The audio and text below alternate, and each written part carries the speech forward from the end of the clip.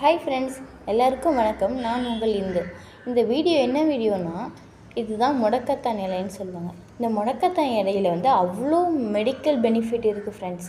இதில் என்னென்ன பண்ணுவாங்கன்னா, இந்த கால் மூட்டு வலி, முடக்கு வாதங்கள்லாம் ஏற்படுதில்ல, அது எல்லாமே இது க்யூர் பண்ணும். அவ்வளோ மெடிக்கல் பெனிஃபிட் இருக்கிற கீரை.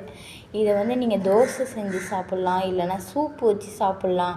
உங்களுக்கு எது ஓகேவாக இருக்குது, பிடிச்சிருக்கு அப்படின்னாலும் சாப்பிடுங்க. இது எப்படி செய்கிறதுனா, நான் உங்களுக்கு ஆஃப்டர்நூன் வீடியோவில் போடுறேன்.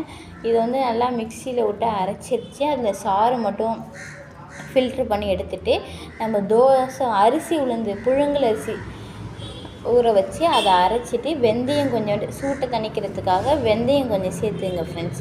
வெந்தயம் சேர்த்து சாப்பிட்டிங்கன்னா, அரைச்சிட்டு நல்லா தோசை முருகலான தக்காளி சட்னி வச்சு சாப்பிட்டா செம்ம டேஸ்ட்டாக இருக்கும்.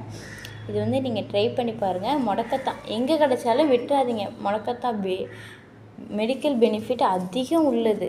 நீங்கள் உங்களுக்கு எவ்வளோ கிடைச்சாலும் வாங்கிங்க.